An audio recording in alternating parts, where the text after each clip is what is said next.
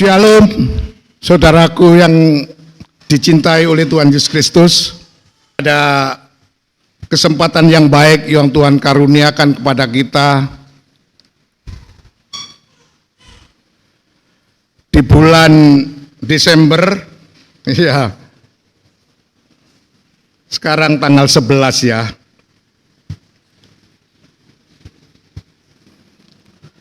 Kita akan bersama-sama melanjutkan pendalaman kita,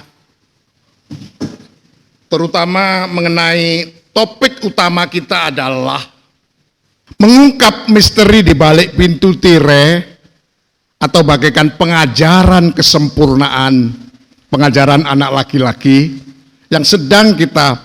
Itu sebabnya saya masih ingin mengajak kita bersama-sama untuk membahas secara dalam, terutama berkaitan dengan Natal 2022 ini.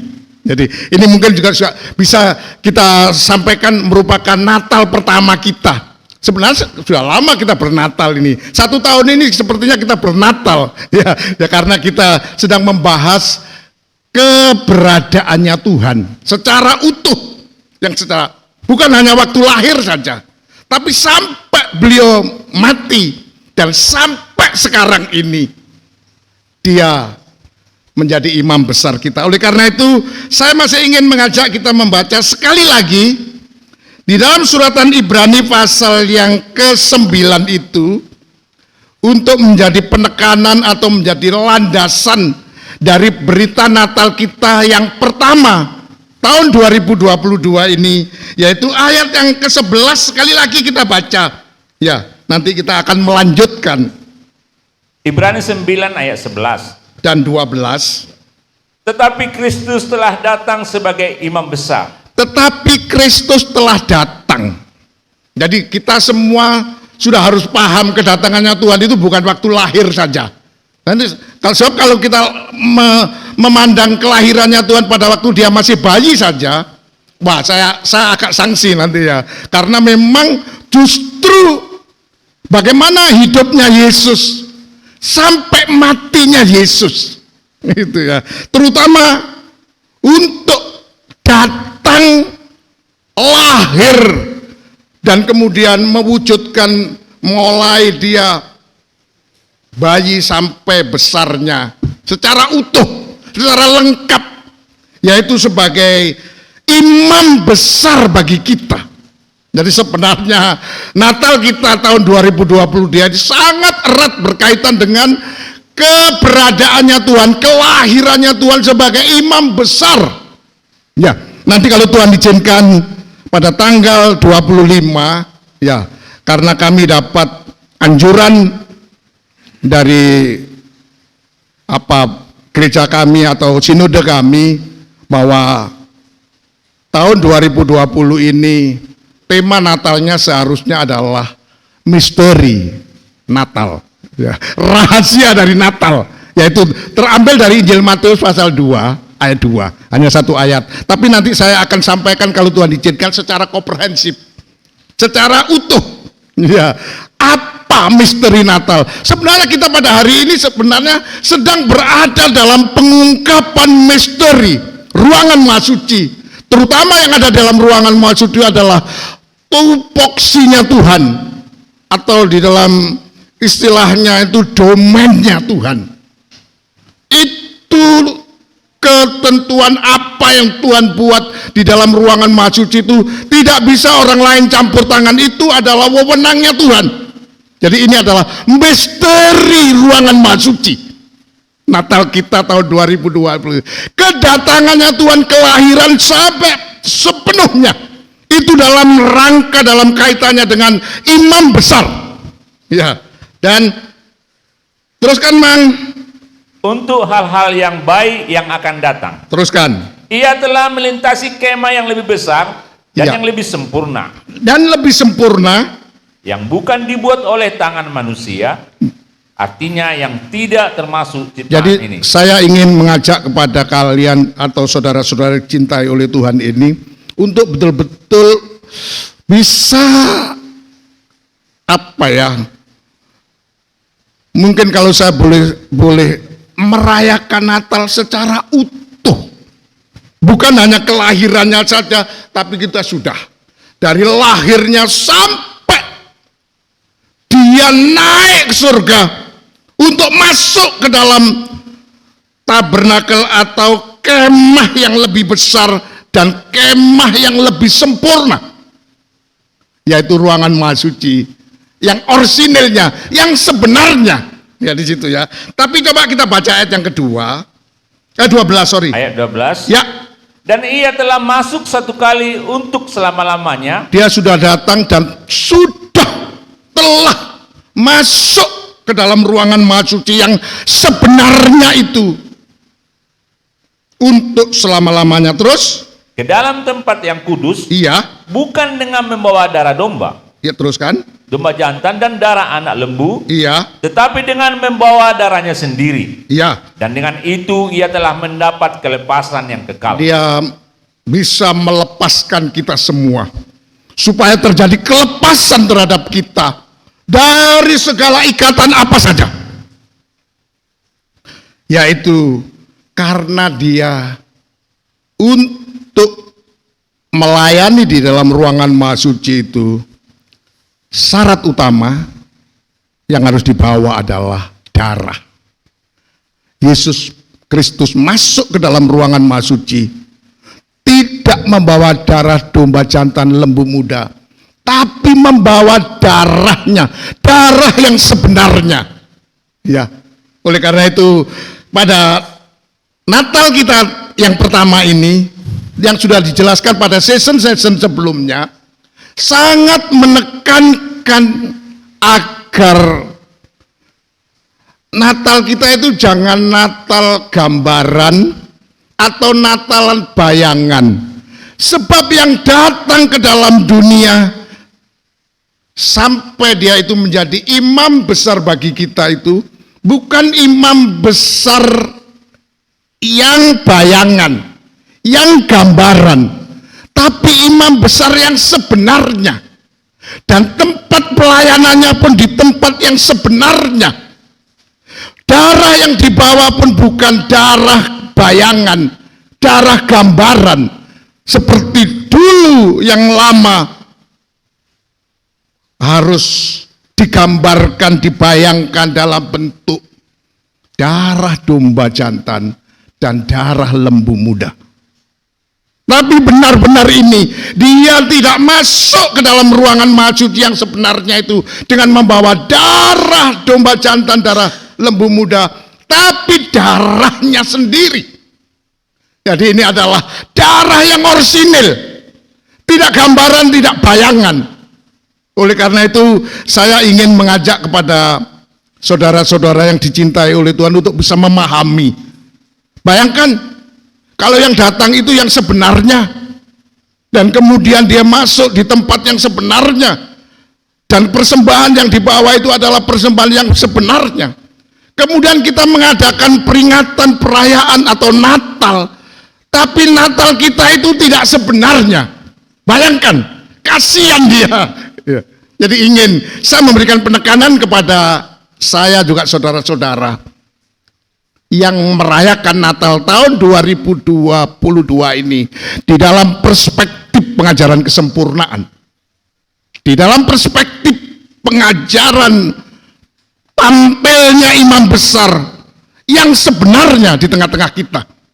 Jangan kita respon, jangan kita kita lakukan itu dengan gambaran dan bayangan. Tapi coba saya ingin tambahkan bahwa kita baca satu ayat lagi saya tambahkan, tapi karena ini sudah banyak dijelaskan Ibrani pasal yang ke-9 ini, tapi coba kita baca ayat 23 atau ayat 22.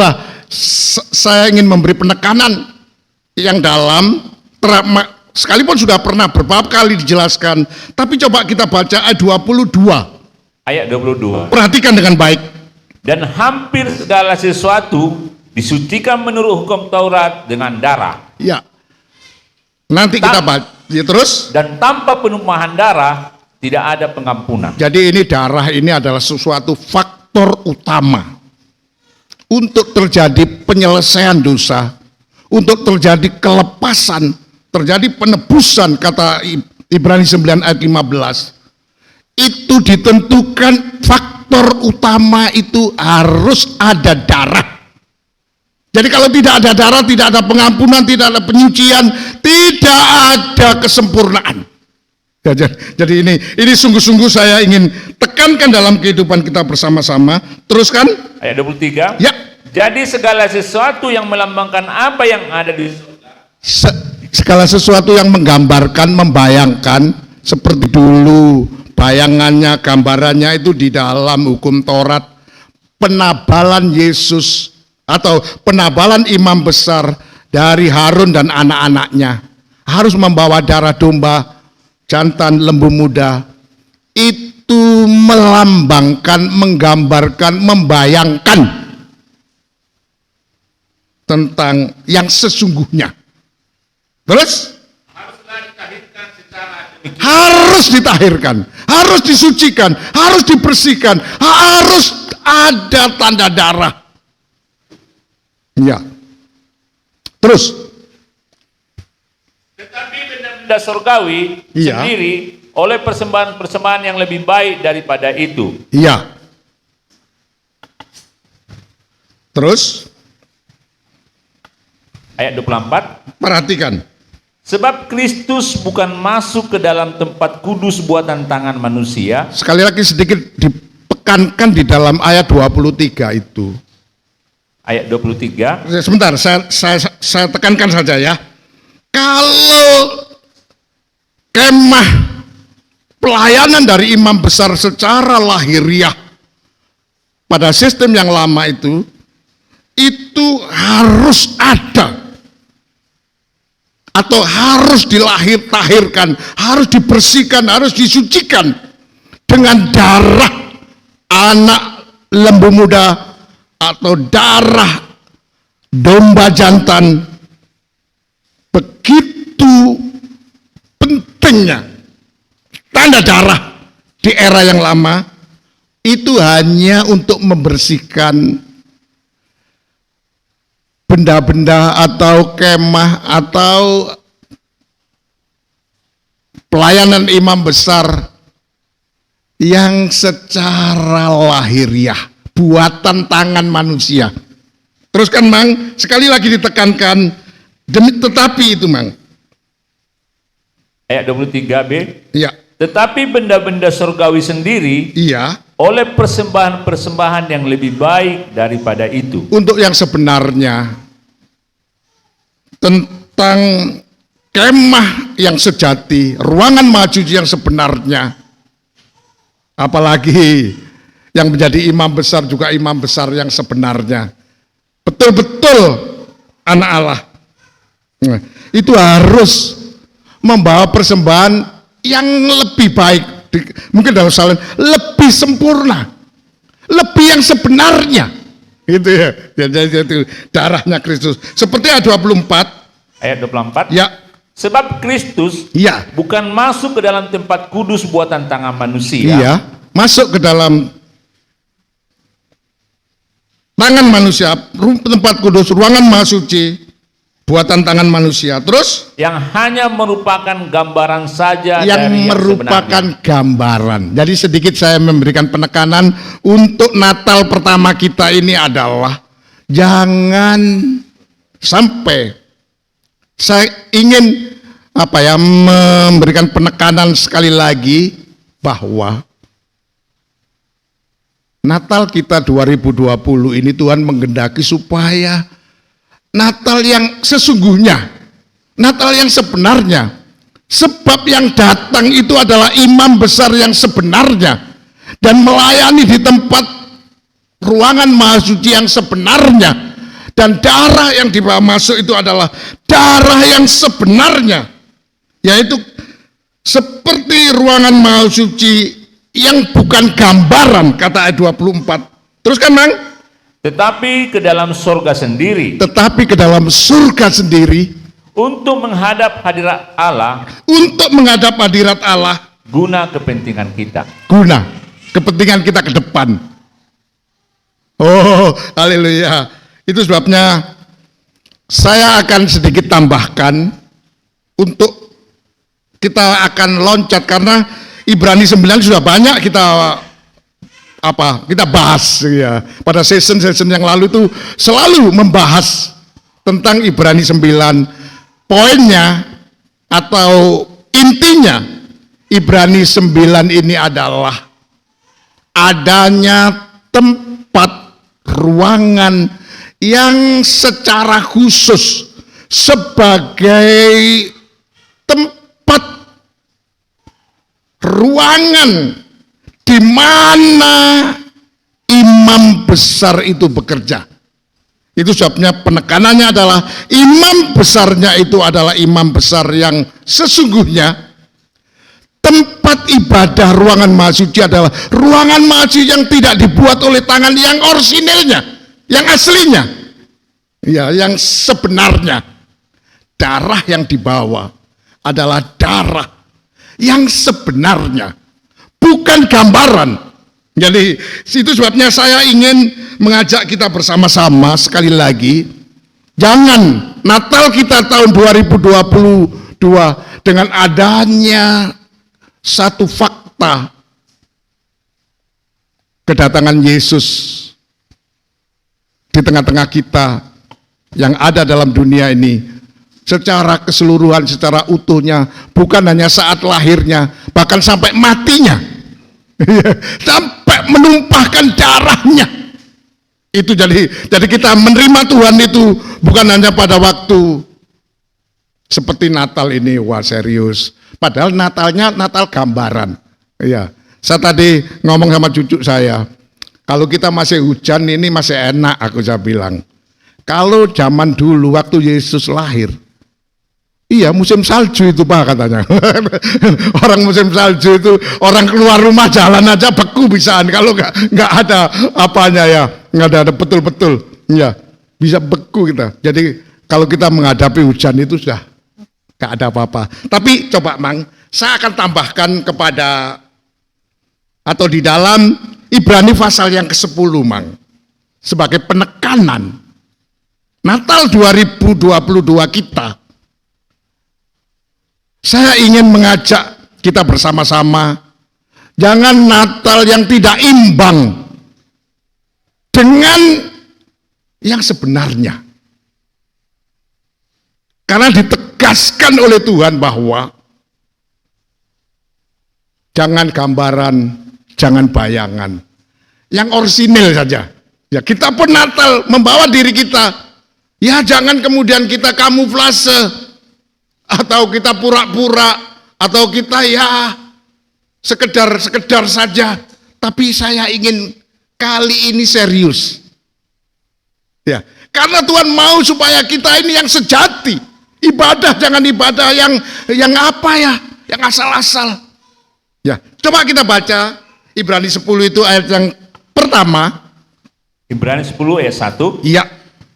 Di dalam hukum Taurat hanya terdapat bayangan saja dari keselamatan yang akan datang. Perhatikan. Dan bukan hakikat dari keselamatan itu sendiri. Bukan hakikat dari keselamatan. Jadi merupakan gambaran saja, merupakan bayangan saja dari keselamatan yang akan datang.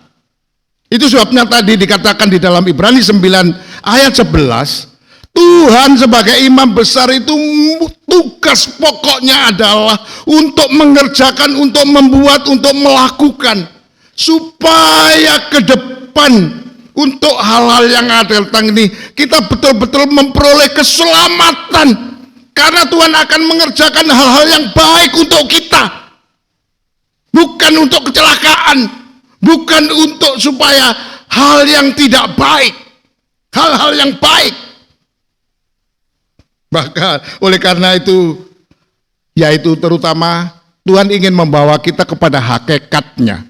Sekali lagi saya memberikan penekanan yang dalam agar supaya Natal kita tahun 2020 yang kita awali sekarang ini sebagai Natal yang pertama, mungkin minggu depan atau minggu, ya 3 kali kita akan lakukan kalau Tuhan izinkan, yang berturut-turut dalam konteks pengajaran kesempurnaan, dalam konteks ungkapan ruangan Maha Suci secara utuh, secara komplit. Jangan kita menerima Tuhan itu sepotong-sepotong atau sebagian-sebagian, atau saat Yesus lahir saja kemudian kita mencucurkan air mata. Apalagi maaf kata, begitu kita lihat pohon Natal terharu. Waduh, apalagi kemudian menyanyikan, semua itu merupakan bayangan, bukan yang hakikat. Ini yang saya ingin. Jadi kali ini agak seperti Tuhan mengajar kita keras. Jangan media yang kita lakukan itu dalam bentuk gambaran dan bayangan. Tidak imbang dengan Natal yang sebenarnya. Secara utuh, Yesus itu datang sebagai imam besar ke tempat yang sebenarnya, melayani di tempat yang sebenarnya untuk mendatangkan hal-hal yang baik. Dan dikatakan tadi untuk kepentingan kita. Sebagai pengantara, untuk kepentingan kita. Dan kemudian darah yang dibawa itu juga darah yang sebenarnya. Terus Mang, bacakan terus. Karena itu, dengan korban yang sama yang setiap tahun terus-menerus dipersembahkan, hukum Taurat tidak mungkin menyempurnakan mereka yang datang mengambil bagian di dalamnya. Hukum Taurat tidak mungkin menyempurnakan. Karena apa? Hukum Taurat itu bayangan. Hukum Taurat itu gambaran dari yang sebenarnya. Bukan hakikat dari keselamatan itu. Apalagi hukum Taurat tidak dapat menyempurnakan ya. Sebenarnya hukum Taurat itu mengatur tentang sampai pengaturan tentang hal-hal yang jasmani. Bahkan sampai kemahnya pun kemah yang dibuat tangan manusia dalam bentuk yang lahiriah, yang jasmani. Korbannya juga secara lahiriah domba, lembu dan seterusnya ya. Tapi teruskan.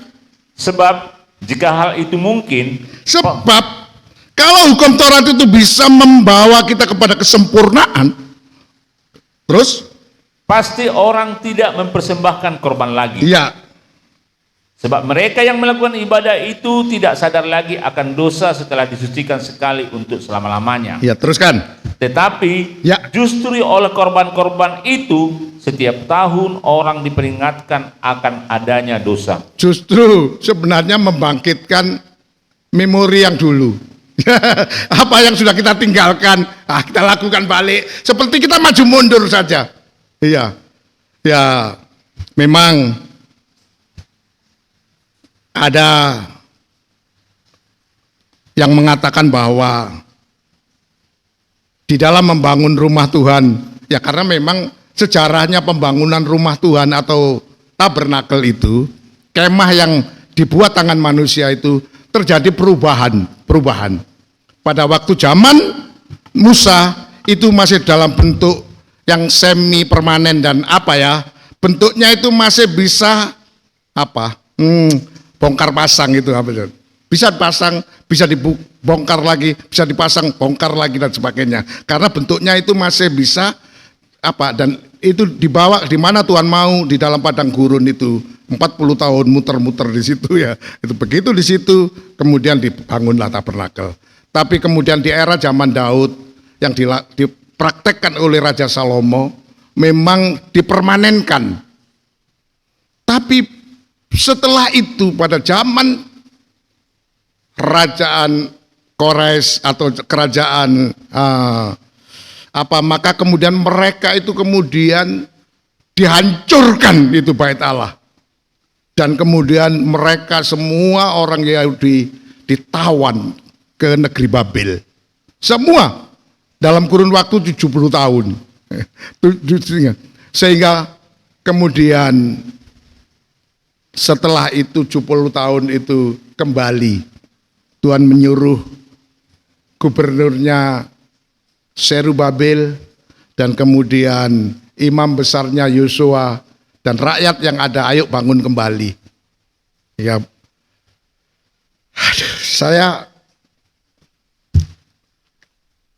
agak sedikit punya memori setelah saya menerima pengajaran tabernakel. Sejak saya menjadi Kristen di bawah penggembalaan Bapak Pendeta Yuwono, langsung kami diajari dengan pengajaran mempelai dalam terangnya tabernakel. Dan kemudian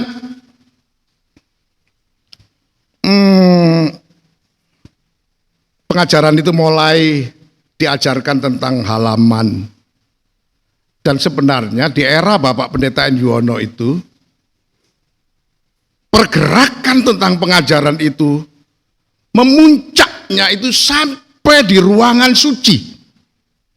Jadi pengajaran yang disampaikan oleh beliau tentang kemah Allah, tentang rumah Allah itu adalah dari halaman sampai ruangan suci.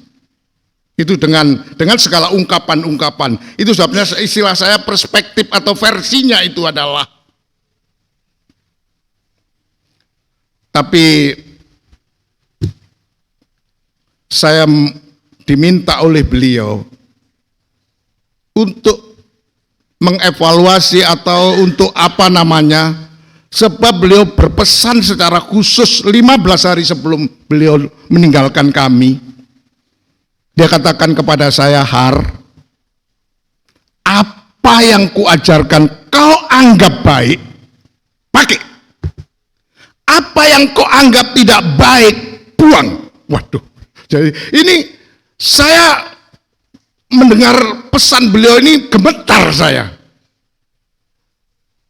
Dalam perjalanannya setelah beliau wafat, jujur, saya evaluasi betul. Saya cari mana yang harus saya buang. Dan saya cari mana yang harus saya teruskan. Apa yang saya pakai. Dasar-dasar itu memang saya pakai. Dan pesan yang kedua adalah, saya diminta oleh beliau melanjutkan apa yang beliau sudah ajarkan. Teruskan, Har. Waduh, ini yang tidak mudah.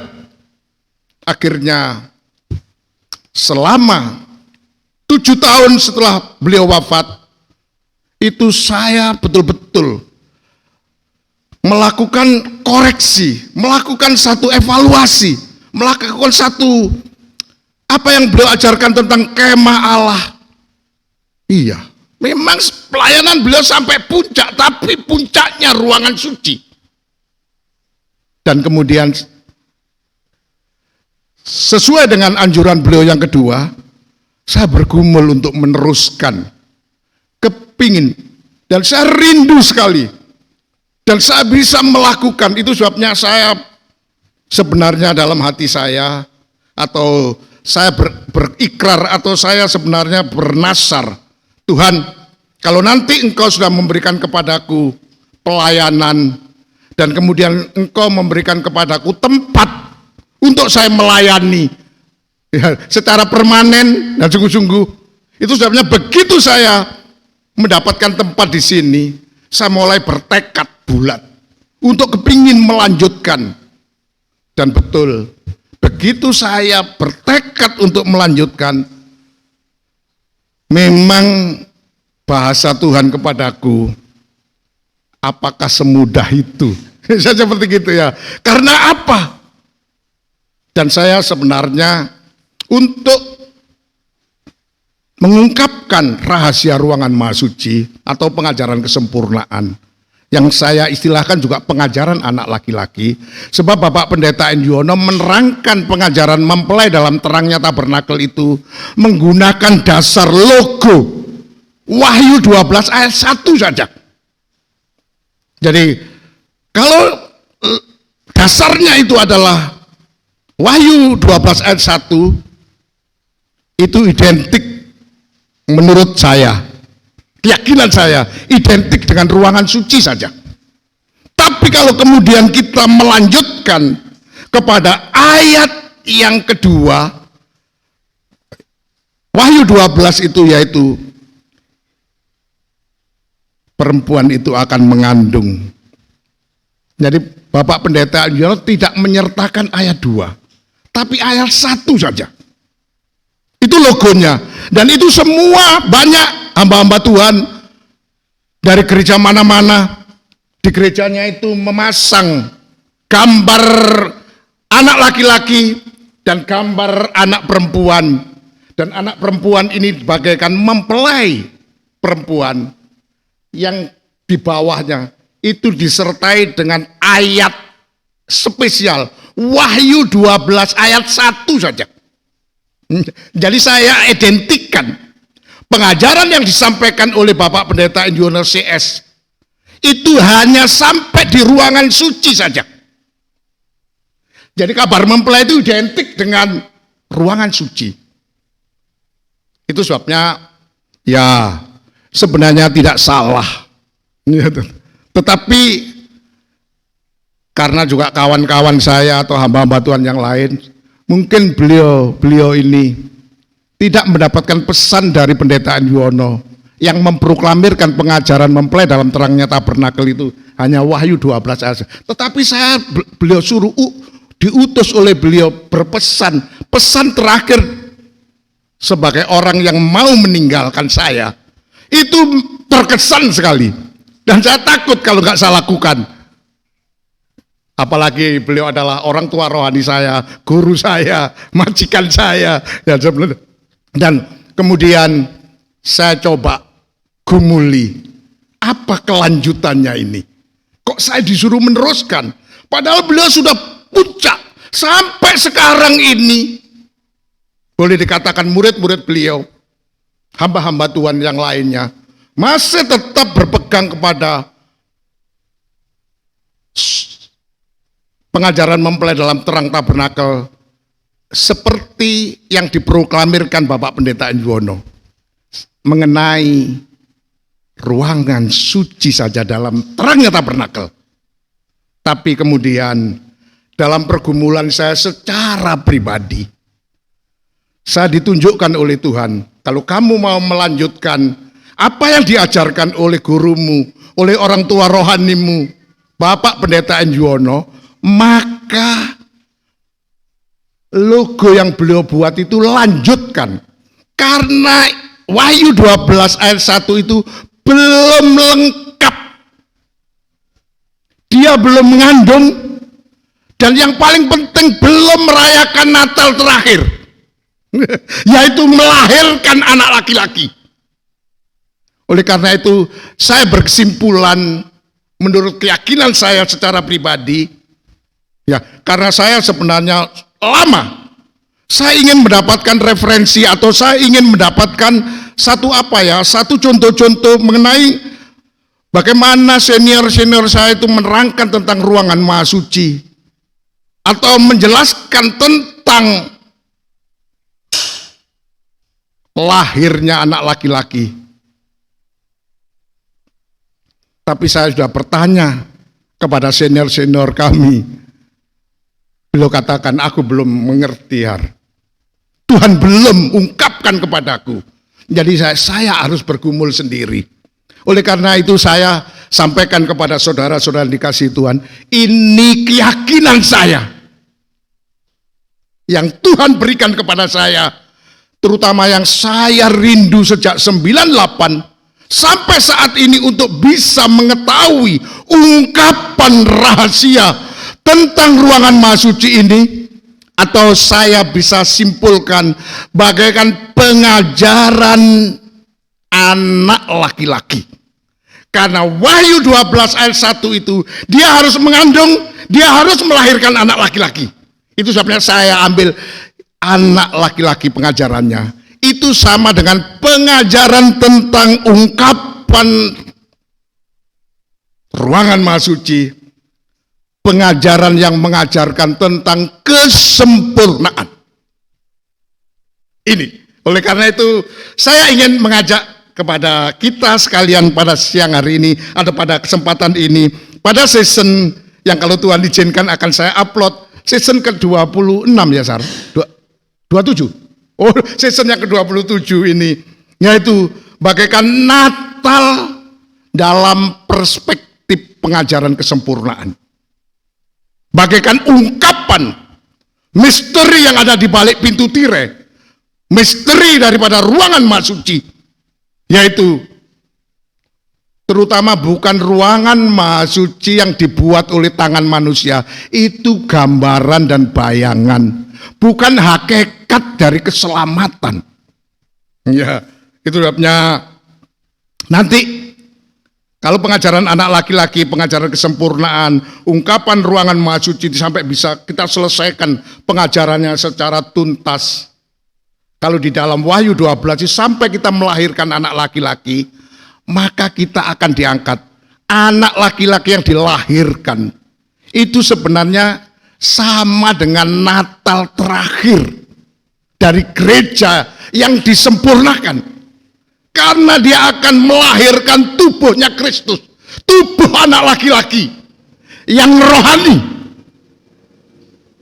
Dan nanti akan terjadi pengangkatan gereja. Sesudah itu akan dibawa. Tapi yang melahirkan itu nanti juga akan diselamatkan.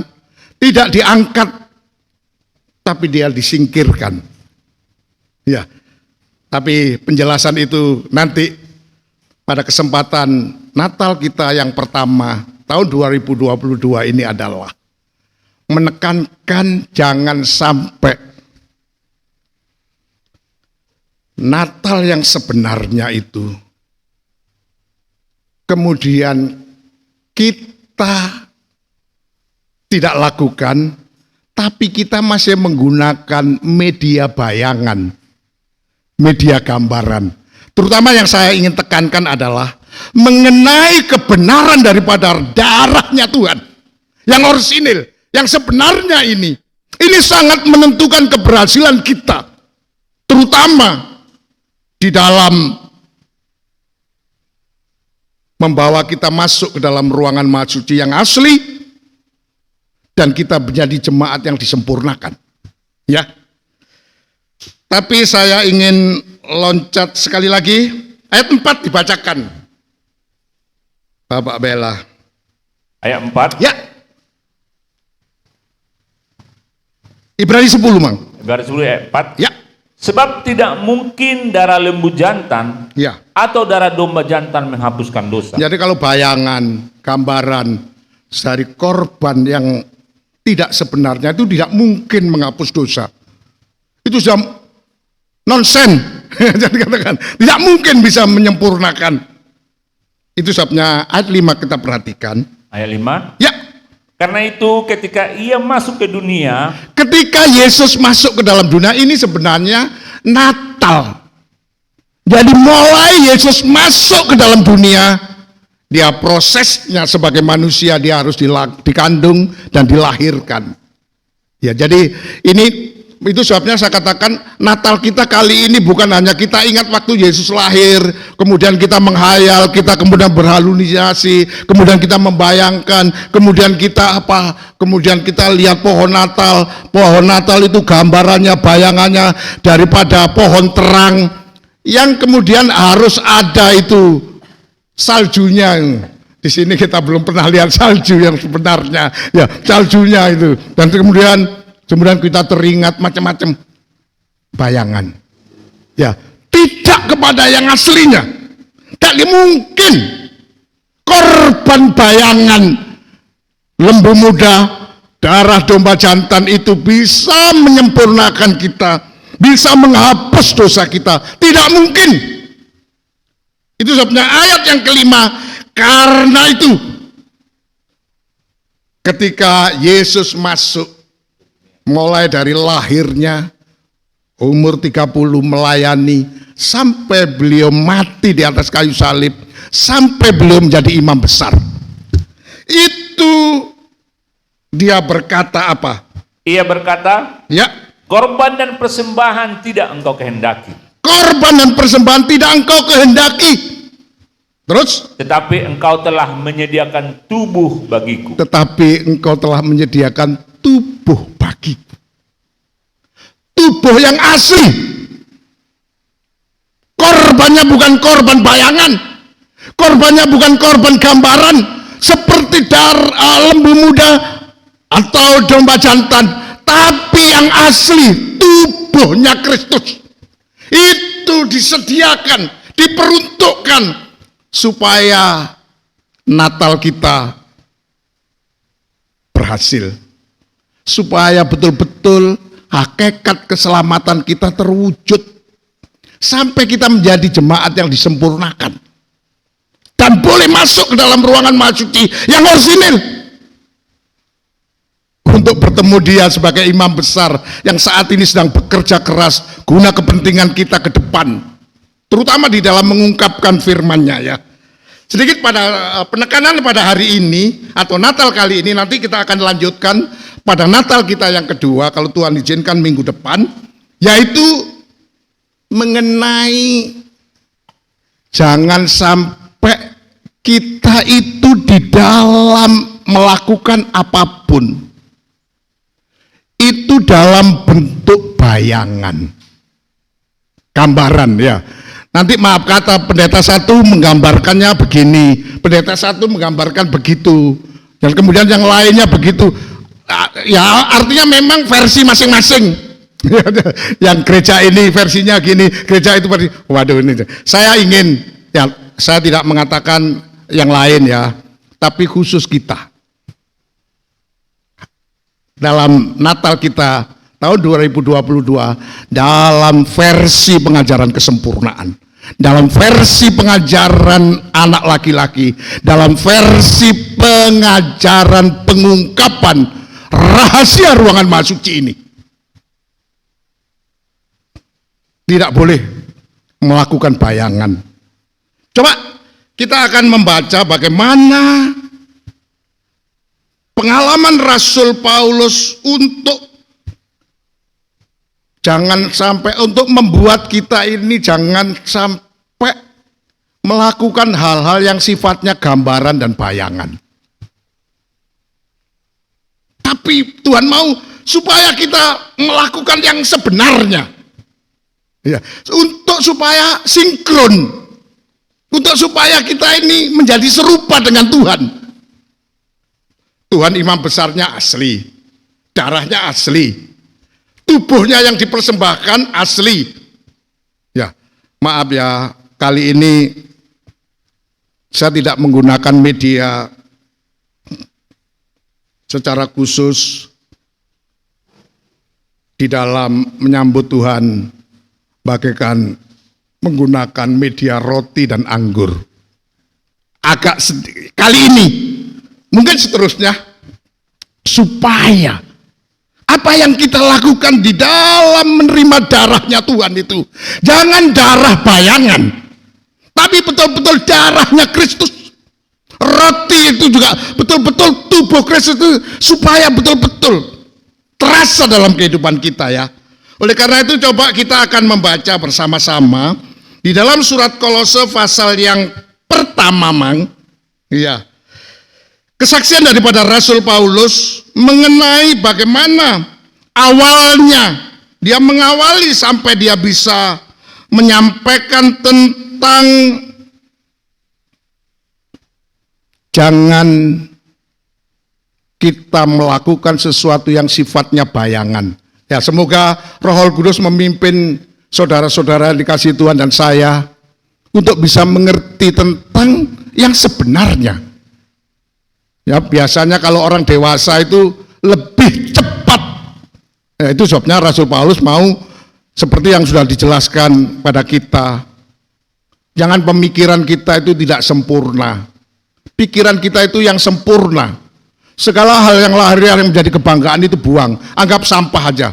Karena kita ingin mengenal Tuhan sebagai imam besar yang memang untuk membawa kita kepada tempat yang sebenarnya. Persembahan yang dipersembahkan adalah persembahan yang sebenarnya, agar supaya dapat menghasilkan yang sebenarnya terjadi dalam kehidupan kita sehari-hari, dalam pelayanan kita, di dalam kegiatan kita sehari-hari, dalam rumah tangga kita, sampai kita menjadi kehidupan yang didewasakan atau disempurnakan.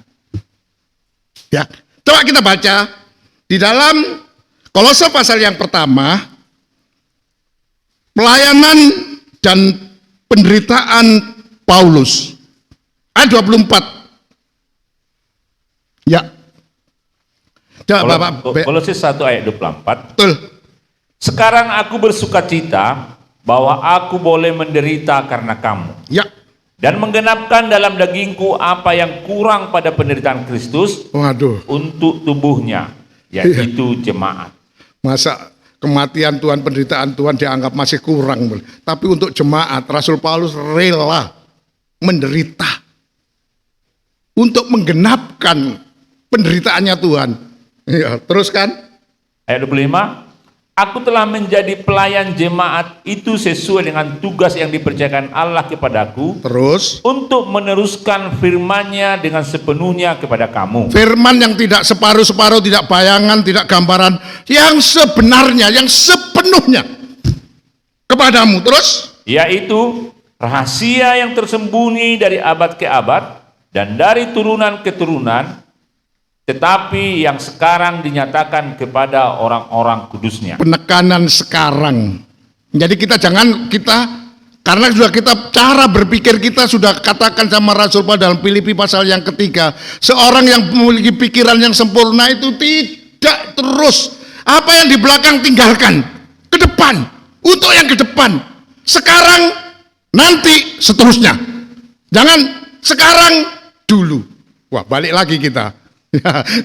Saya terus terang saja, kalau saya di era Natal ini, ya kebetulan kami itu atau tempat ibadah kami itu di Perak, ya, Jalan Johor Perak, daerah Pelabuhan Perak, Surabaya. Jadi kalau sudah Desember atau November itu pertama angin laut pasang, enggak ada hujan pun, di depan kami itu gotnya itu udah penuh, ditambah lagi hujan. Wah, kalau kita masih seperti ini, ya kita masuk gereja seperti basah gini, waduh, itu tidak sebanding dengan dengan keadaan kami di Surabaya itu tiap tahun. Sebab kami tidak pernah meninggalkan tempat itu, ya selalu tiap tahun kalau sudah apalagi kalau sudah perayaan Natal, tahun baru, jarang kami pakai sepatu sudah. Jarang celana ini, terus kami ini. Itu pengalaman kami ya. Tapi saya teringat itu, udah. Itu sebenarnya kalau apa yang dikatakan Rasul Paulus, waduh, dia itu kepingin, dia itu apa dalam perjuangannya. Nanti teruskan ya. Di dalam menyampaikan rahasia apa, Mang? Teruskan. Tapi sekarang dinyatakan kepada orang-orang kudusnya, ayat 27. Ayat 27. Ya. Kepada mereka Allah mau memberitahukan kepada orang-orang kudusnya apa? betapa kaya dan mulianya rahasia itu di antara bangsa-bangsa lain. Terutama bagi kita yang non-Israel, bukan orang Yahudi ini. Oh, rahasia tentang apa, Mang? Yaitu Kristus ada di tengah-tengah kamu. Kristus yang adalah pengharapan akan kemuliaan. Jadi di sini rahasia tentang Kristus. Kebetulan topik atau tema, ya saya memang jarang saya selama ini menggunakan tema-tema Natal ini itu. Tapi ya sesuai dengan firman saja ya. Tapi kali ini saya mendapatkan anjuran dari sinode kami, tema tahun ini harus rahasia Natal. Tapi di sini rahasia Kristus. Natal itu lahirnya Kristus. Apalagi yang kita terima saat ini adalah keberadaannya Tuhan di tengah-tengah kita itu sebagai imam besar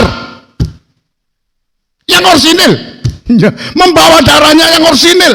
Dia masuk ke dalam tempat yang orsinil, yang sebenarnya. Jadi sungguh-sungguh tidak bayangan. Itu adalah betapa kayanya rahasia itu. Ayat 28 kita baca. Ayat 28. Ya. Dialah yang kami beritakan. Rahasia tentang Kristus, terutama sebagai imam besar itu, itulah yang dia beritakan, yang dia sampaikan terutama pada Natal 2020 ini. Yang Tuhan sampaikan kepada kita adalah tentang rahasia, misteri tentang Kristus. Terus, Mang? Apabila tiap-tiap orang kami nasihati, Iya. dan tiap-tiap orang kami ajari dalam segala hikmat, tiap-tiap orang kami nasihati dengan hikmat, dan tiap-tiap orang dinasihati dengan ajaran. Terus untuk memimpin tiap-tiap orang kepada kesempurnaan dalam Kristus. tujuannya adalah untuk memimpin kita kepada kesempurnaan. Kesempurnaan itu adalah daerah ruangan Maha Suci. Kesempurnaan itu tempatnya di dalam ruangan Maha Suci. Kalau ruangan suci belum bisa sempurna karena masih suci saja. Kecuali kalau ditambah maha, namanya maha suci. Ya, jadi betul-betul di atasnya kesucian. Klimaknya kesucian itu adalah ruangan maha suci. Ini yang diberitakan oleh Rasul Paulus dengan semua tiap-tiap orang dinasihati, diajari dengan hikmat. Tujuan utamanya itu jelas. Supaya tiap-tiap orang, terutama saudara-saudara yang dicintai Tuhan dan saya, bisa dipimpin kepada ruangan Maha Suci. Bisa masuk dengan pengajaran anak laki-laki, pengajaran kesempurnaan, pengajaran tentang Kristus sebagai imam besar. Ini akan membawa kita, akan memimpin kita ke dalam ruangan Maha Suci, kepada kesempurnaan. Ayat 29. Ayat 29. Ya. Itulah yang kuusahakan Itulah yang kuusahakan. dan kupergumulkan Itulah yang kupergumulkan. dengan segala tenaga Segala tenaga. sesuai dengan kuasanya, Sesuai dengan kekuatan yang ada, kemampuan kita yang ada. Iya, segala apa. Ya, sekalipun keadaan kita sederhana, tapi ini kita lakukan dengan segala kekuatan kita, segala kemampuan kita. Saya juga menyampaikan firman Tuhan, tidak saya simpan-simpan. Apa yang Tuhan beri, segalanya saya berikan. Untuk saudara-saudara yang dicintai Tuhan dan untuk saya. Karena kita ingin dipimpin oleh Tuhan sampai kepada kesempurnaan. Memang perjuangannya bukan mudah. Ya, kalau saya melihat memori ke belakang saya, selama 34 tahun di Sumatera Utara, khususnya di Medan dan Lubuk Pakam ini, aduh, penderitaan demi penderitaan. 1 bulan ini, lebih ini, hampir 2 bulan ini, musim hujan ini, saya tidur di bawah saya itu air. Kata ibunya, tua-tua kita ini begini. Kenapa dulu waktu bangun ini enggak kita tinggikan ya? Aduh, ini sudah mau mengevaluasi, mau menyesali sudah terlewatkan. Udah, kita nikmati aja lah. Nanti gimana jalan Tuhan. Tapi sehingga dengan adanya banjir seperti ini dan kemudian di gereja masuk air akan apa ini? Saya ajak saudara dan saya untuk ini menjadi satu apa ya? Satu apa, pemikiran ke depan ya. Kalau Tuhan izinkan jangan terus menerus ya, mudah-mudahan tahun depan, maaf kata kalau kita bisa menimbun jalan agak tinggi, kemudian depan gereja kita tinggikan, kata Pepi kita harus bikinkan saya supaya air tidak naik ya. Ini seperti kita diberikan Tuhan apa rencana kita ke depan ya. Jadi ini seperti ditunjukkan oleh Tuhan, jangan sampai nanti terulang kembali ya. Kata ibu, aduh sudah tua kita harus ngalami gini. Tapi memang inilah seperti Rasul Paulus di dalam perjuangannya itu banyak menderita. Tapi coba Mang, kita baca pasal yang kedua Mang, pada ayat yang pertama. Kolose 2 ayat 1. Ya. Karena aku mau Ya. supaya kamu tahu Supaya kamu tahu betapa beratnya perjuangan yang kulakukan untuk kamu. Aduh, ya. Hari-hari ini ya, apalagi saya sakit belum sembuh juga. Jadi semua. Jadi ini harus memang bukan perjuangan yang mudah, berat, tapi enggak kita anggap berat ya. Apa yang Tuhan kokkan, bebankan kepada kita, kita anggap ringan saja. Kalau penderitaan kita begini, belum apa-apa dengan Rasul Paulus, belum apa-apa dengan Tuhan. Masih kecil saja kita, masih enggak ada apa-apanya ya. Tapi tidak usah kita keluh kesah. Teruskan Mang. Dan untuk mereka yang di Laodikia dan untuk semuanya. Untuk semuanya. yang Terus? belum mengenal aku pribadi. Ya, saya ingin percepat saja. Nanti kalau Tuhan izinkan juga, kalau Tuhan izinkan kita ulangi. Tapi kita loncat, Mang, kepada ayat yang ke-6, Mang. Ayat 6. Ya. Kamu telah menerima Kristus Yesus Tuhan Kamu kita. telah menerima Kristus Yesus dalam Natal ini. Saya ingin membawa saudara-saudara yang dikasihi Tuhan dan saya kepada menerima Tuhan seutuhnya. Ya, jangan hanya waktu Yesus masih bayi saja. Ya, terlalu kecil nanti. Tapi nanti juga kalau Tuhan izinkan kita jelaskan pada Natal kita 25 kalau Tuhan izinkan. Ya, kita telah menerima Kristus Yesus Tuhan kita. Terus? Karena itu hendaklah hidupmu tetap di dalam Dia. Ya. Terus kan? Hendaklah kamu berakar di dalam Dia Berakar dalam Dia dan dibangun di atas Dia. Terus? Hendaklah kamu bertambah teguh dalam iman yang telah Bertambah diajarkan teguh kepadamu. dalam iman yang telah diajarkan kepadamu. Dan hendaklah hatimu melimpah dengan syukur. Ayat 8 perhatikan. Ayat 8. Ya. Hati-hatilah Hati-hatilah. supaya jangan ada yang menawan kamu dengan filsafatnya yang kosong. Ya, jangan sampai ada orang menawan kita supaya kita ditangkap kemudian dibawa kepada pahamnya dia, filsafatnya dia, pendapatnya manusia itu. Terus yang kosong, Dan palsu menurut ajaran turun-temurun dia dan roh-roh dunia. perhatikan, Tetapi tidak menurut Kristus. jangan sampai kita ditangkap dan kemudian ditawan untuk mengikuti filsafat yang kosong dan palsu, yang turun-temurun dari dulu. Umpamanya, ya jujur saya juga, seandainya ini yang saya lakukan.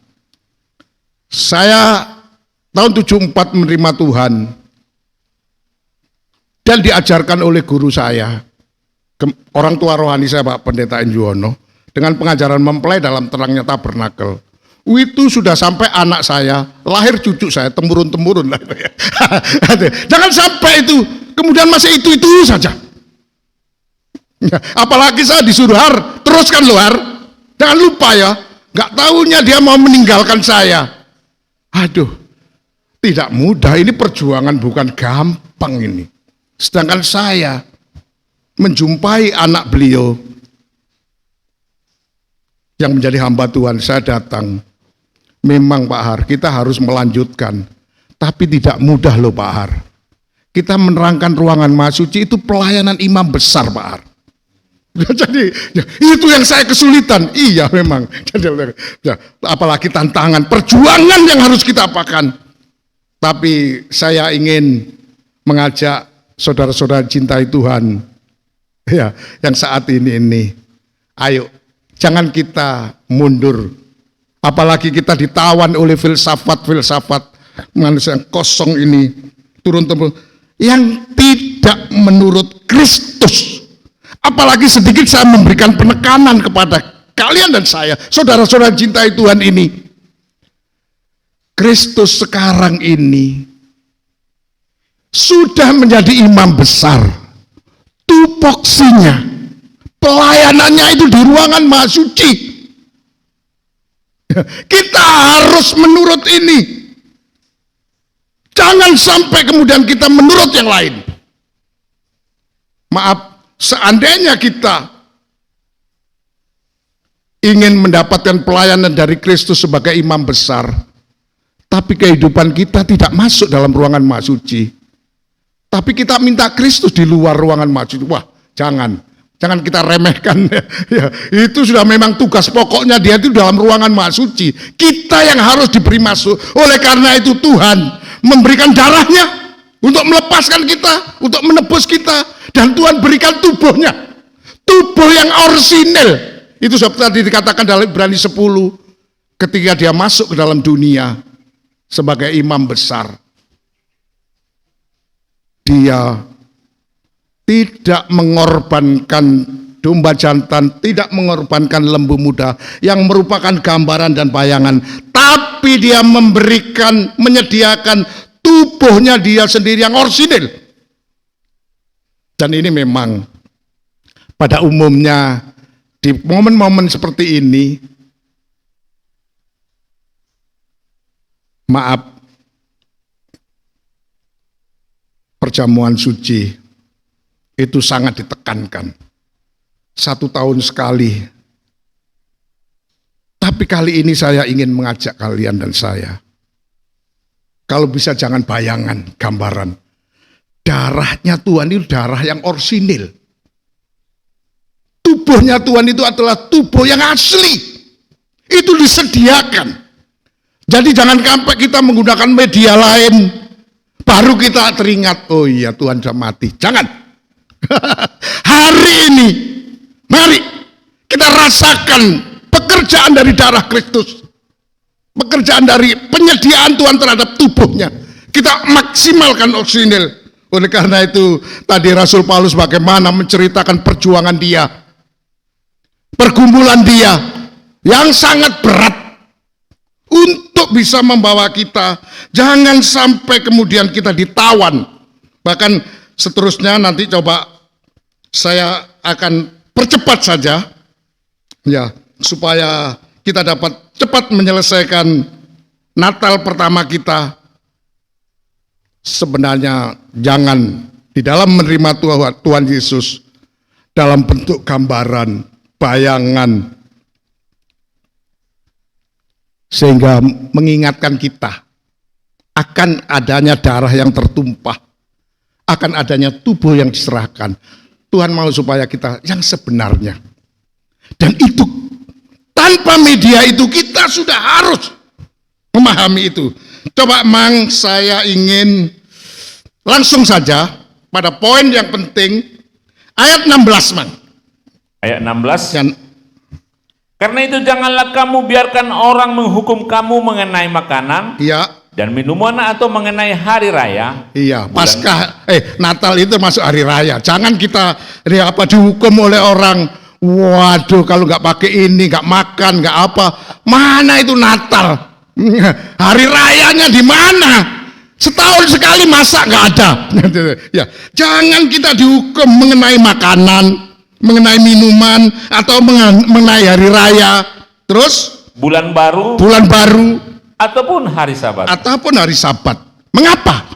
Jangan kita dihukum, ditawan dan dihukum dengan pendapat. Ditawan kita, kemudian dihukum, dihakimi, karena kita di dalam merayakan, itu orang lainnya. Udah gak bener orang itu. Masa Natalan gak bikin pohon terang?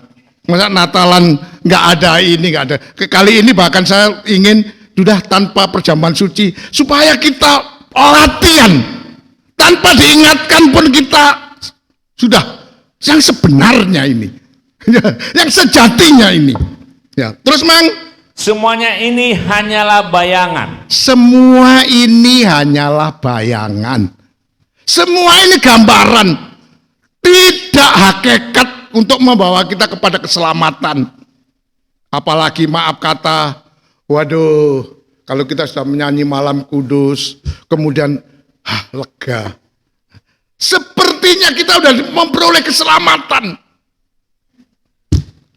Yang pengampunan itu harus yang orsinil. Darahnya darah yang orsinil. Jangan tubuhnya, persembahan tubuh yang betul-betul diperkenan oleh Tuhan. Nanti kita akan dalami. Maka pada Natal kita pada season yang ke-20 Tuhan, kalau Tuhan izinkan. Ya, 28 ya. Teruskan Mang. Bayangan dari apa yang harus datang? Bayangan dari akan datang. Sebenarnya maaf ya, kalau kita mengingat ada pohon Natal, ada ini, sebenarnya kita ini bukan mengingat yang akan datang. Mengingat yang di belakang, 2000 tahun yang lalu. Waduh, ya ingat itu ya. Ya baru kita, media itu mengingatkan kita. Bukan untuk yang ke depan di sini kata Tuhan. Semua bayangan apa yang akan datang. Terus Mang. Sedang wujudnya ialah Kristus. Sedang yang sebenarnya, wujudnya, bentuk yang sebenarnya, itu ialah Kristus. Itu yang akan membawa kita ke depan, yang membawa kita akan datang. Oh, haleluya. Sekali lagi, coba kita tambahkan ayat 18. Ayat 18. Iya. Janganlah kamu biarkan kemenanganmu digagalkan oleh orang yang pura-pura merendahkan diri Iya. Terus? dan beribadah kepada malaikat.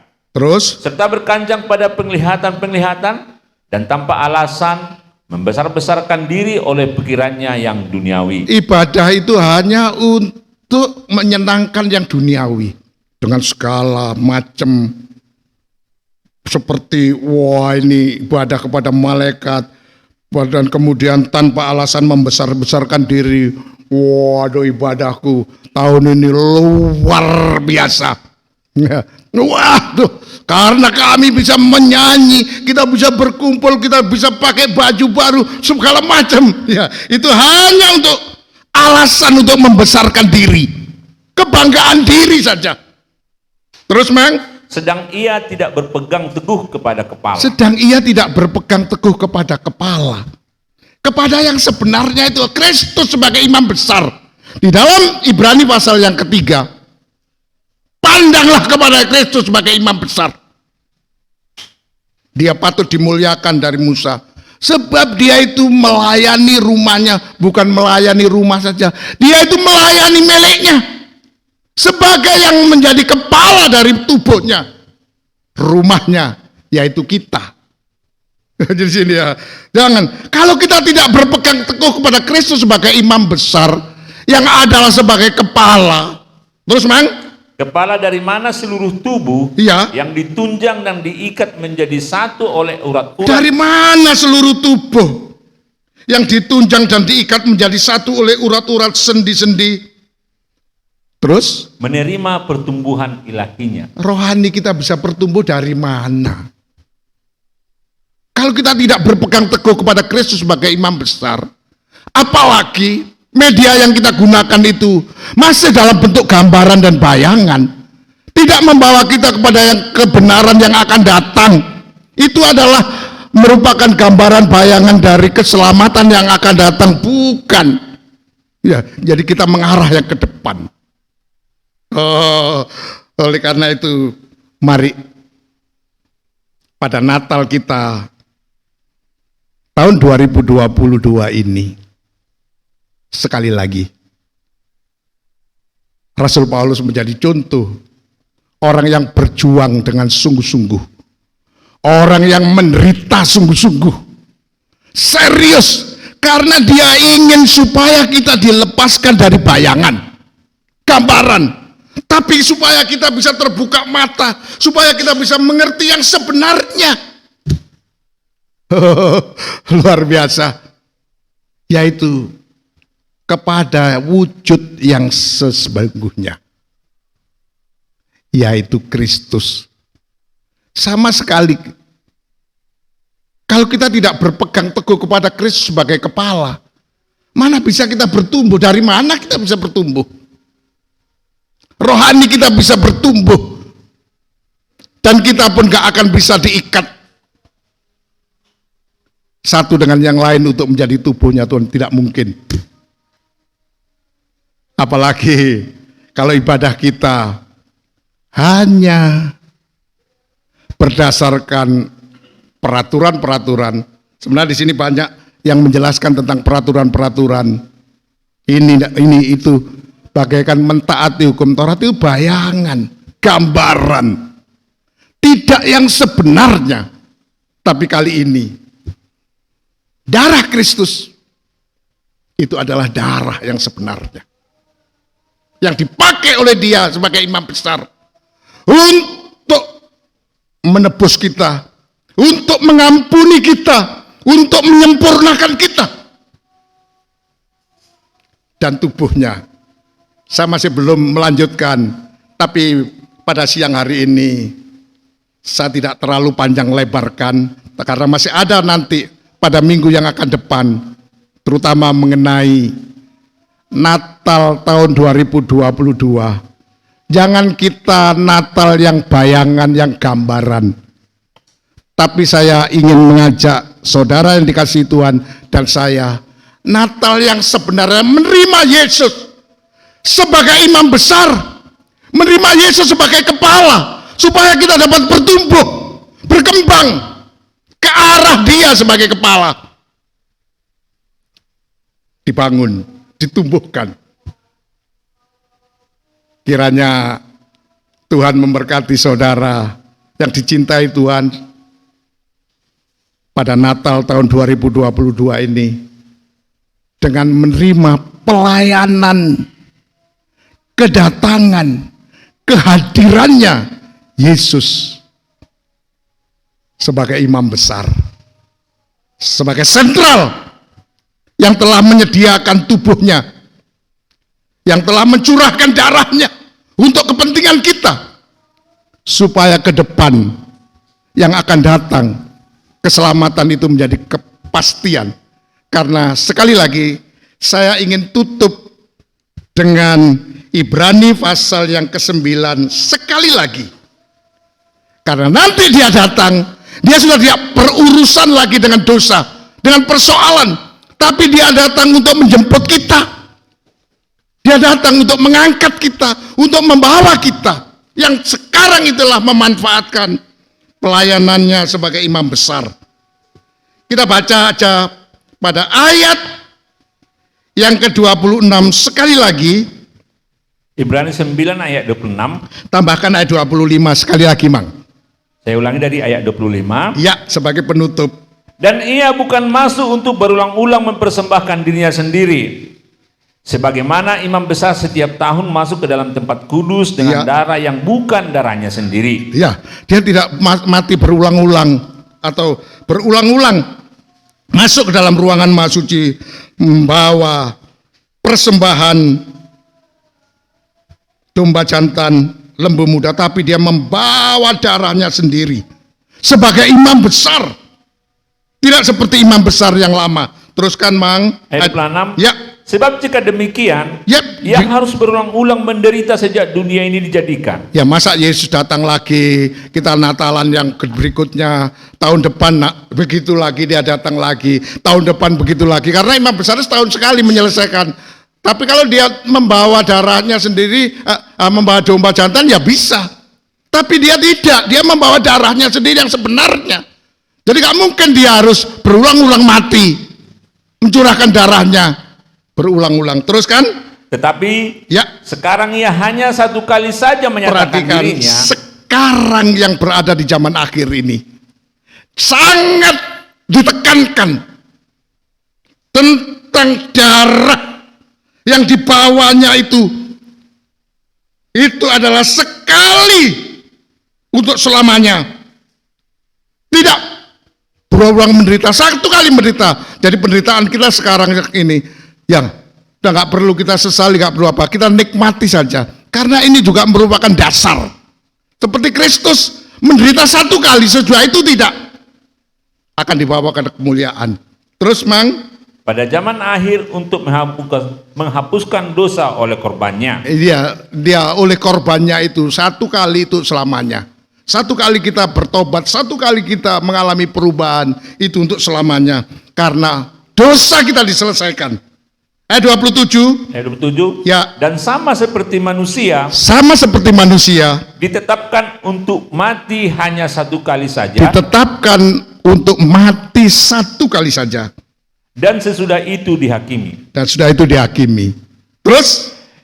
Demikian pula Kristus hanya satu kali saja mengorbankan dirinya. Demikian pula Kristus satu kali saja mati dengan mempersembahkan darah yang arsinil, dengan menyediakan tubuhnya yang asli itu. Terus untuk menanggung dosa banyak orang. Untuk menanggung dosa banyak orang, kita semua, terutama saudara-saudara yang kasih Tuhan dan saya, yang sangat serius untuk bisa menikmati pelayanan Tuhan sebagai imam besar. Persoalan dosa kita bisa diselesaikan. Dan terus sesudah itu Dia akan menyatakan dirinya sekali lagi. Menyatakan dirinya, Dia akan datang kedua kalinya. Ya, ini kedatangan kalinya kedua ini jangan kita asumsikan, jangan kita analogikan, jangan kita anggap sebagai waduh nanti akan ada Natal kedua untuk menyelesaikan dosa, bukan. Apa kata Tuhan? Terus tanpa menanggung dosa. Tidak menanggung dosa, bukan urusan dosa lagi. Urusan dosa satu kali. Sebelum dia datang itu manfaatkan darah Kristus, tubuhnya Kristus untuk melepaskan kita, untuk supaya kita menjadi kehidupan yang berkenan kepada Tuhan. Supaya kita mendapatkan anugerah kesempurnaan, keselamatan kepada kita. Terus, Mang? Untuk menganugerahkan keselamatan kepada mereka yang menantikan Dia. Yang menantikan. Ya, sambil menantikan Tuhan, ayo kita optimalkan sekarang ini. Jangan Natal kita bayangan terus. Ayo kita percepat kalau perlu. Untuk, ya, kemarin ada hamba Tuhan yang menjelaskan, ada 2 Petrus 3 kalau nggak salah, sedikit saya lupa ya.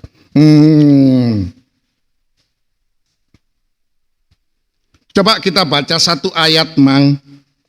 Bagaimana supaya kita mempercepat kedatangan Tuhan.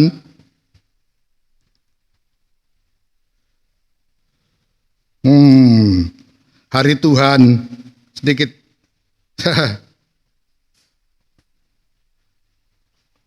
Coba kita baca sebagai penutup betul ini 2 Petrus 3 ayat 3, Mang. 2 Petrus 3 ayat 3. Yang terutama harus kamu ketahui ialah Iya. bahwa pada hari-hari zaman akhir akan tampil pengejek-pengejek dengan ejekan-ejekannya, Iya. yaitu orang-orang yang hidup menuruti hawa nafsunya. Iya. Saya nanti kalau dibaca terus, memang itu keadaan zaman akhir ini bukan mudah. Apalagi yang berpegang kepada pengajaran yang memang mau sebenarnya. Wah, nanti diejek-ejek nanti ya. Tapi nggak usah. Tapi coba kita akan lanjutkan pada ayat 10. Kita percepat saja. Ayat 10. Tetapi hari Tuhan akan tiba seperti pencuri. Hari datang, hari Tuhan itu nggak ada seorang pun yang tahu. Oleh karena itu sebenarnya persiapan kita yang penting. Berjaga-jaga. Ya, kesiapan kita di dalam menanti supaya Tuhan datang jangan sampai seperti pencuri mendadak. Wah, nggak tahu dah. Tahu-tahu kelewatan, kita sayang. Nah, memang kita mempersiapkan, oleh karena itu kita patut berterima kasih oleh Tuhan. Tuhan berkenan mengungkapkan misteri yang ada di balik pintu tirai, rahasia ruangan maha suci, pelayanan Tuhan sebagai imam besar yang sekarang ini datang, sedang bekerja untuk kepentingan kita, supaya kita bisa disiapkan menjelang kedatangan Tuhan nanti. Pada kali yang kedua dia datang, itu tidak lagi dia akan membicarakan Tuhan, ampun, selesai itu. Kenapa kau dulu enggak? Sepertinya kita enggak mau memanfaatkan waktu. Karena Tuhan berkepentingan untuk mengangkat orang-orang yang disempurnakan, yang menantikan kedatangan Tuhan itu. Karena orang yang menantikan kedatangan itu, terus Mang kita baca. Pada hari itu langit akan lenyap dengan gemuruh yang dahsyat. Ya. Dan unsur-unsur dunia akan hangus dalam nyala api. Terus? Dan bumi dan segala yang ada di atasnya akan hilang lenyap. Oh, bisa ini kejadian. Kalau kita lihat aja kejadian-kejadian di akhir-akhir ini aja, rumah bisa berambruk apa semua. Belum. Kalau dunia ini akan lenyap, bumi ini akan lenyap, hilang, bisa. Sekejap mata Tuhan buat. Datangkan aja gempa bumi magnitudo di atas 10 habis semua. Dan semuanya. Kalau itu sangat mungkin. Kalau kita lihat gempa bumi yang di Aceh dulu itu berapa? 8,9 atau 9. Wih, itu sudah begitu dahsyatnya. Belum sekarang ini apalagi saya selalu tiap pagi itu memandang Gunung Semeru. Kalau di rumah kami itu selalu nampak wubul. Waduh, kalau itu sampai meletus, udah rumah kami hancur mungkin. Ya, karena memang begitu pernah dia meletus, itu abunya sudah tebal ke daerah kami. Tapi teruskan, Mang. Jadi perhatikan kesimpulannya. Jika segala sesuatu ini akan hancur secara demikian, segala sesuatu akan hancur demikian, seperti yang akan terjadi pada waktu yang akan datang. Terus, betapa suci dan salehnya kamu harus hidup. Perhatikan, suci ditambah salehnya kamu hidup. Sama dengan kehidupan yang disempurnakan. Suci dan salehnya kamu hidup. Terus? Yaitu kamu yang menantikan. Yaitu kamu yang menantikan. Dan mempercepat kedatangan hari Allah. Dan mempercepat kedatangannya Yesus. Ya, Tergantung kita. Apakah kita lambatkan kedatangan Tuhan yang keadaannya seperti ini nih, serba susah ini. Ya. Di mana-mana sudah kita mendengar bagaimana. Aduh, saya terus terang aja, saya nggak mau ngomel sama Tuhan ya, sekalipun saya dalam 1-2 bulan ini hampir tidur atau berjalan di atas air, di rumahku ini digenangi air. Tapi kalau saya lihat bagaimana orang Cianjur, aduh rumahnya rata dengan tanah. Saya bangun, saya mau memperbaiki satu hal dari rumah saya tuh, nabungnya berbulan-bulan. Seperti itu. Itu begitu sudah ada ambruk. Tuhan, ini mengingatkan saya untuk mempercepat kedatangan Tuhan. Keadaan itu menjadi pelajaran bagaimana kita harus menyiapkan diri kita dalam menantikan. Kalau perlu kita percepat kedatangan kita, semakin kita cepat memanfaatkan Kristus sebagai imam besar untuk menyelesaikan permasalahan kita, maka akan semakin cepat kedatangannya Dia untuk mengangkat kita. Wahyu 12 ayat 5. Kalau gereja itu sudah sempurna, bagaikan telah melahirkan anak laki-laki, tubuhnya Kristus telah terwujud. Itu saya katakan Natal terakhir di situ kita. Sudah itu kita tidak akan Natalan lagi. Natal yang sebenarnya itu nanti. Kalau gereja itu sudah menjadi kehidupan yang sempurna, bagaikan melahirkan anak laki-laki, maka dia akan diangkat. Dan bumi diserahkan kepada antikris. Kalau kita terangkat, sudah. Seperti dia kena curi dia. Kita nggak kecurian karena datang Tuhan, ayo Bu. Semoga apa yang Tuhan sampaikan pada siang hari ini, Natal kita yang pertama tahun 2022 ini, yaitu tidak boleh Natal gambaran dan bayangan. Harus yang sebenarnya. Serius kita, supaya betul-betul kita menjadi kehidupan yang suci dan saleh di hadapan Tuhan, memanfaatkan darah dan tubuhnya Tuhan yang asli itu. Sekali lagi, semoga Kristus Yesus sebagai imam besar dalam pelayanannya untuk mempersiapkan kita pada kedatangannya Tuhan, dengan memanfaatkan darah yang aslinya, tubuh yang disediakan untuk kita ini, benar-benar memberkati saudara-saudara yang dikasihi Tuhan, juga saya. Amin.